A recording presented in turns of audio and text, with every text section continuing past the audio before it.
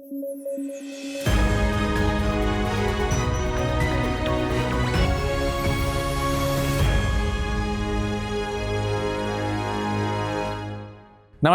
News at 9 programme में आपका स्वागत है। मेरा नाम है विरत दुबे। आइए नजर डालते हैं आज की हेडलाइंस पर। डीजीसीए ने ड्रोन्स को लेकर जारी की रिपोर्ट। सबसे ज्यादा ड्रोन्स दिल्ली में दर्ज, डीजीसीए करता है रेगुलेट।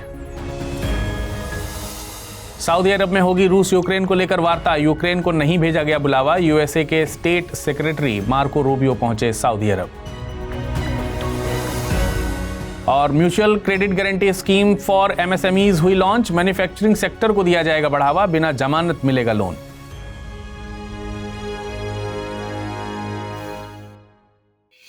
खबरों में आगे बढ़ेंगे, लेकिन उससे पहले आपको बता दें, इस बुलेटिन को अगर आप पीडीएफ फॉर्मेट में पढ़ना चाहते हैं तो अमृत उपाध्याय 007 टेलीग्राम से जुड़कर डाउनलोड कर आसानी से पढ़ सकते हैं। अब आइए नजर डालते हैं खबरों पर विस्तार से। डीजीसीए यानी directorate general of civil aviation ने एक रिपोर्ट जारी की है। रिपोर्ट के मुताबिक देश में 29 जनवरी 2025 तक 29,501 ड्रोन्स रजिस्टर्ड हैं। आधिकारिक आंकड़ों के मुताबिक राष्ट्रीय राजधानी दिल्ली में सबसे ज्यादा 4,882 ड्रोन्स दर्ज हैं। दिल्ली के बाद रजिस्टर्ड ड्रोन्स की सबसे ज्यादा संख्या तमिलनाडु और महाराष्ट्र में है। हर रजिस्टर्ड ड्रोन को डीजीसीए द्वारा संचालित डिजिटल स्काई प्लेटफॉर्म से एक यूनिक आइडेंटिफिकेशन नंबर यानी यूआईएन जारी किया जाता है। भारत में ड्रोन एरोस्पेस का मैप 3 जोन्स में डिवाइड किया गया है, ग्रीन, रेड और येलो जोन। ग्रीन जोन में ड्रोन्स उड़ाने के लिए किसी भी तरह की परमिशन की जरूरत नहीं होती है। वहीं येलो जोन में ड्रोन उड़ाने के लिए संबंधित एयर ट्रैफिक कंट्रोल को मंजूरी देनी होती है। रेड जोन में ड्रोन उड़ाने के लिए केंद्र सरकार से अनुमति लेनी होगी। अब देखिए, ड्रोन एक अनमैन्ड एयरक्राफ्ट होता है जिसे आधिकारिक तौर पर अनमैन्ड एरियल व्हीकल्स या अनमैन्ड एयरक्राफ्ट सिस्टम के नाम से भी जाना जाता है। सरल शब्दों में कहें तो ड्रोन एक फ्लाइंग रोबोट होता है जिसे रिमोट के जरिए कंट्रोल किया जाता है। आपको बता दें कि डीजीसीए यानी कि directorate general of civil aviation Bharat सरकार के मिनिस्ट्री ऑफ सिविल एविएशन के तहत एक अटैच्ड ऑफिस है। यह एक रेगुलेटरी बॉडी है जो मुख्य रूप से सुरक्षा मुद्दों को निपटाने के लिए जिम्मेदार है। यह हवाई परिवहन सेवाओं के विनियमन और नागरिक हवाई विनियमों, हवाई सुरक्षा और उड़ान योग्यता मानकों को लागू करने के लिए जिम्मेदार है। इसका मुख्यालय नई दिल्ली में स्थित है। मोहसिन हेंड्रिक्स की दक्षिण अफ्रीका में गोली मारकर हत्या कर दी गई है। हालांकि अभी तक हत्या के कारण बाहर नहीं आ पाए हैं, लेकिन मोहसिन हेंड्रिक्स कौन थे ये जानने के बाद आप अंदाजा लगा सकेंगे कि उनकी हत्या की वजह क्या हो सकती है। दरअसल मोहसिन हेंड्रिक्स दुनिया के एक ऐसे इमाम थे जिन्होंने साल 1996 में खुले तौर पर खुद से ये स्वीकार किया था कि वे समलैंगिक हैं। हेंड्रिक्स दक्षिण अफ्रीका के केपटाउन शहर के रहने वाले थे। उनके समलैंगिक होने वाली बात से मुस्लिम समाज में उनकी काफी आलोचना हुई थी। उन्होंने अल घुरबाह नाम की मस्जिद की स्थापना की थी जिसके वे इमाम थे। बीबीसी के मुताबिक उनकी हत्या तब की गई जब वे एक समलैंगिक विवाह में शामिल होने गए थे। इससे अंदाजा लगाया जा रहा है कि उनकी हत्या के इरादे में उनका समलैंगिक होना वजह हो सकता है। दक्षिण अफ्रीका में पहले रंगभेद या अपार्थाइड प्रचलित था, लेकिन रंगभेद के बाद बनने वाले संविधान में यह सुनिश्चित किया गया था कि लोगों के साथ उनकी सेक्सुअलिटी की वजह से भेदभाव न किया जाए। साल 2006 में दक्षिण अफ्रीका ने सेम सेक्स मैरिज को लीगल कर दिया था और ये ऐसा करने वाला अफ्रीका का पहला देश बना था। लेकिन ठीक ठाक संख्या में एलजीबीटी समुदाय होने के बावजूद इस देश में समलैंगिक लोगों को अभी भी भेदभाव और हिंसा का सामना करना पड़ता है। वर्तमान में 40 देश और टेरिटरीज ऐसे हैं जहां पर सेम सेक्स मैरिज को विधिक तौर पर मान्यता दी गई है। हाल ही में थाईलैंड पहला साउथ ईस्ट एशियन देश बना है जहां पर सेम सेक्स मैरिज को लीगलाइज किया गया है। इसके अलावा यूरोप में लिंचटेनस्टीन ने हाल ही में सेम सेक्स मैरिज को विधिक मान्यता देने वाले कानून को लागू किया है। बीते साल ग्रीस पहला ऐसा ऑर्थोडॉक्स क्रिश्चियन देश बना था जिसने सेम सेक्स मैरिज को लीगलाइज किया था। सेम सेक्स मैरिज को लीगलाइज करने की शुरुआत हुई थी नीदरलैंड से। साल 2001 में नीदरलैंड्स दुनिया का पहला देश बना था जिसने सेम सेक्स मैरिज को लीगलाइज करने वाले कानून को पास किया था।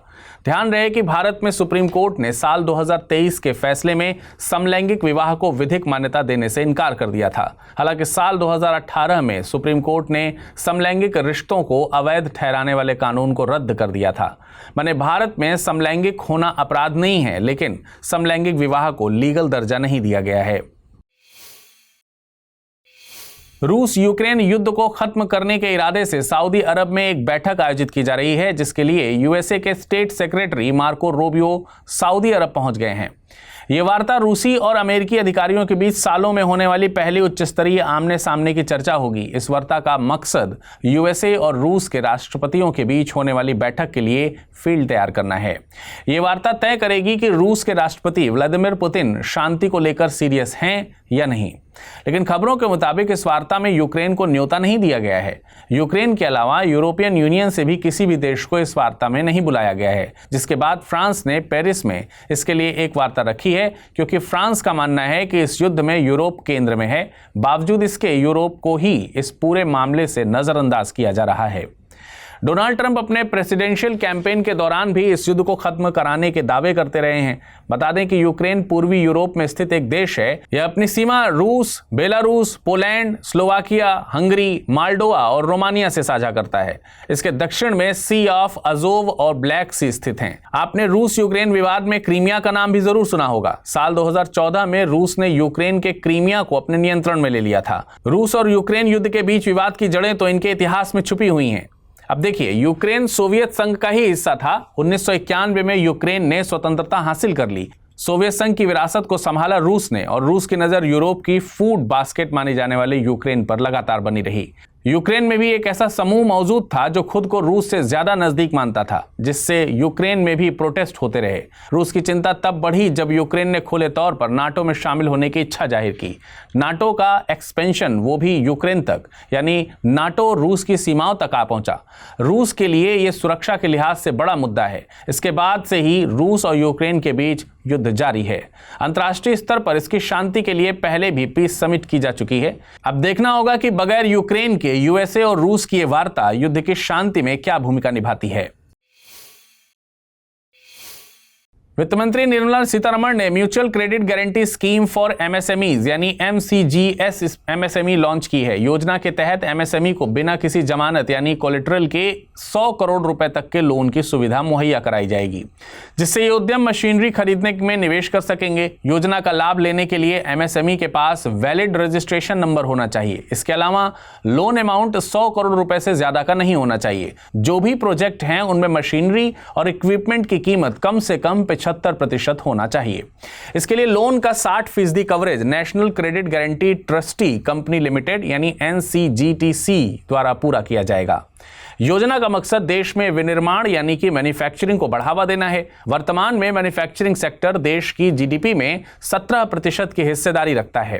प्रधानमंत्री नरेंद्र मोदी ने make in India, make for the world की बात कही है। साथ ही देश मैन्युफैक्चरिंग सेक्टर की देश की जीडीपी में हिस्सेदारी 25% तक पहुंचाने की बात कही है। अब आइए नजर डालते हैं आज के टर्म ऑफ द डे पर। आज का टर्म ऑफ द डे है लावणी। लावणी लावण्य यानी सौंदर्य शब्द से बना हुआ है। यह महाराष्ट्र का एक परंपरागत लोक नृत्य है जिसमें महिलाएं 9 गज लंबी चमकीली साड़ी पहनकर नृत्य करती हैं। इसमें लाइव ऑडियंस की मौजूदगी में ढोलक की ताल पर नृत्य किया जाता है। इसका इतिहास कई शताब्दियों पुराना है। हालांकि ये पॉपुलर 18वीं शताब्दी में पेशवा के काल में हुआ था। यह नृत्य कई थीम्स पर किया जाता है, जिसमें से एक है श्रृंगारिका। सोशल मीडिया के बढ़ते प्रभाव से हाल के दिनों में यह नृत्य काफी ज्यादा प्रसिद्ध हुआ है। आइए नजर डालते हैं रैपिड न्यूज पर। कांगो में M23 ने घोषणा की है कि उनके लोग दक्षिण किवू प्रांत की राजधानी बुकावू में प्रवेश कर गए हैं। M23 ने निवासियों से सुरक्षा के लिए सतर्कता समितियां बनाने और ईमानदार नेताओं को चुनने का आह्वान किया है। विश्लेषकों के मुताबिक यह संघर्ष 1994 के रवांडा नरसंहार और तुत्सी हुतू समुदायों के बीच तनाव से जुड़ा हुआ है, जिसमें कांगो रवांडा पर M23 के समर्थन का आरोप लगाता है, जबकि रवांडा का कहना है कि कांगो सेना हुतू विद्रोही गुट के साथ है। M23 जिसे मार्च 23 मूवमेंट भी कहा जाता है, पूर्वी कांगो में एक सशस्त्र समूह है जो कांगो की सेना के खिलाफ लड़ रहा है। यह समूह उत्तरी किवू प्रांत में सक्रिय है जो रवांडा और युगांडा की सीमा से लगता है। प्रधानमंत्री नरेंद्र मोदी ने भारत टेक्स 2025 कार्यक्रम में हिस्सा लिया है जो भारत मंडपम में आयोजित हो रहा है। यह वैश्विक कार्यक्रम पूरी तरह से टेक्सटाइल उद्योग के हर पहलू को प्रदर्शित करेगा, जिसमें कच्चे माल से लेकर तैयार उत्पादों तक की पूरी श्रृंखला मौजूद है। इस आयोजन में एक बड़ा एक्सपो, 70 से अधिक सम्मेलन सत्र, राउंड टेबल टॉक, पैनल चर्चा और मास्टर क्लासेस जैसी गतिविधियां होंगी। इसके साथ ही विशेष नवाचार और startups pavilion, hackathon, startup pitch fest और डिजाइन चैलेंज जैसे आयोजन भी आयोजित किए जाएंगे। इस कार्यक्रम में 5000 प्रदर्शक और 6000 अंतर्राष्ट्रीय खरीदार शामिल होंगे और 25 से अधिक प्रमुख वैश्विक वस्त्र संगठनों की भी भागीदारी होगी। आदि महोत्सव 2025 का उद्घाटन राष्ट्रपति द्रौपदी मुर्मू ने किया, जो भारत की समृद्ध जनजातीय संस्कृति को समर्पित एक भव्य उत्सव है। यह महोत्सव 24 फरवरी 2025 तक नई दिल्ली के मेजर ध्यानचंद राष्ट्रीय स्टेडियम में आयोजित किया जाएगा। ट्राइफेड द्वारा इसका आयोजन किया जा रहा है। इस कार्यक्रम में 30 से अधिक राज्यों और केंद्र शासित प्रदेशों के लगभग 600 जनजातीय कारीगर, 500 कलाकार और 25 खाद्य स्टॉल शामिल हैं, जो देश की विविध जनजातीय संस्कृति को प्रदर्शित करेंगे। इसका मकसद जनजातीय समूहों के हस्तशिल्प, कला और पारंपरिक उत्पादों को बाजार से जोड़कर उन्हें सशक्त बनाना है। इस प्रकार आदि महोत्सव एक मंच प्रदान करता है जहां जनजातीय कला और संस्कृति को बढ़ावा देने के साथ साथ समुदायों को आर्थिक रूप से भी सशक्त किया जा रहा है। दक्षिणी हिंद महासागर में स्थित एम्स्टर्डम द्वीप लगभग 1 महीने से आग की चपेट में है। यह द्वीप ऑस्ट्रेलिया, अंटार्कटिका और मेडागास्कर के बीच स्थित है और इसका लगभग 55% क्षेत्र जल चुका है। एम्स्टर्डम द्वीप एक ऐसा छोटा फ्रांसीसी द्वीप है जिसका आकार लगभग 55 वर्ग किलोमीटर है। यह एक सक्रिय ज्वालामुखी से बना है जहां एक बहुत दुर्लभ पक्षी एम्स्टर्डम अल्बास्ट्रस पाया जाता है, जो प्रायः इसी द्वीप से मिलता है। द्वीप पर कोई स्थायी जनसंख्या नहीं है, लेकिन 1980 के दशक से शोधकर्ता यहाँ पर रह रहे हैं। वहीं आग के कारण द्वीप के ऊर्जा, जल और संचार लाइनों को नुकसान पहुंचा हुआ है और इस आग ने वन्य जीवों को भी खतरे में डाल दिया है। ब्राजील सरकार ने घोषणा की है कि अगला ब्रिक्स शिखर सम्मेलन 6 से 7 जुलाई को रियो डी जेनेरियो में आयोजित किया जाएगा। इस सम्मेलन के दौरान ब्राजील वैश्विक नीतियों में सुधार व विकासशील देशों के बीच सहयोग बढ़ाने पर ध्यान केंद्रित करेगा। पिछले साल ईरान, मिस्र, इथोपिया और संयुक्त अरब अमीरात को ब्रिक्स का सदस्य बनाया गया था। इसके अलावा सऊदी अरब को भी सदस्य बनाने का निमंत्रण दिया गया है। वह इंडोनेशिया को 11वें सदस्य के रूप में शामिल किया गया है और नाइजीरिया को साझेदार देश का दर्जा दिया गया है। आपको बता दें कि ब्रिक्स देश वैकल्पिक भुगतान प्रणाली स्थापित करने पर लंबे समय से विचार कर रहे हैं, जिस पर अमेरिकी राष्ट्रपति ट्रंप ने 100% टैरिफ की धमकी दी है। अब आइए नजर डालते हैं आज के बुलेटिन पर बनने वाले प्रश्नों पर। पहला प्रश्न है, साल 2025 में ब्रिक्स का सालाना शिखर सम्मेलन किस देश में आयोजित होने वाला है? रूस, ब्राजील, भारत या फिर चीन? अगला प्रश्न है, निम्नलिखित देशों पर विचार कीजिए। बुल्गारिया, चेक Republic, Hungary, Latvia, Lithuania, Romania. उपरोक्त में से कितने देशों की सीमाएं यूक्रेन से साझा करती हैं? केवल 2, केवल 3, केवल 4 या फिर केवल 5? अब आइए नजर डालते हैं पिछले बुलेटिन में पूछे गए प्रश्नों पर और जानते हैं उनके क्या थे सही उत्तर। पहला प्रश्न था, ढोकरा आर्ट से संबंधित निम्नलिखित कथनों पर विचार कीजिए। ढोकरा आर्ट में सागवान की लकड़ी से बनी कलाकृतियां बनाई जाती हैं। कथन 2, बस्तर ढोकरा आर्ट को 2008 में भौगोलिक संकेत यानी जीआई टैग प्राप्त हुआ था। उपरोक्त में से कौन सा कथन सही है? केवल 1, केवल 2, 1 और 2 दोनों, इनमें में से कोई नहीं। इसका सही जवाब है विकल्प बी यानी केवल दूसरा कथन सही है। अगला प्रश्न था, कोंडा वेदरू का संबंध है जनजातियों में विवाह की एक प्रथा से, असम के घने जंगलों में मिलने वाली एक बंदर की प्रजाति से, पश्चिमी हिमालय में मिलने वाला एक औषधीय पौधे से या फिर गोदावरी घाटी के जंगलों में पाए जाने वाली बांस की एक खास प्रजाति से? इसका सही जवाब है विकल्प डी यानी गोदावरी घाटी के जंगलों में पाए जाने वाली बांस की यह एक खास प्रजाति है। आज के बुलेटिन में फिलहाल इतना ही। मुलाकात करेंगे कल कुछ नई खबरों के साथ। तब तक अपना ख्याल रखिएगा। धन्यवाद।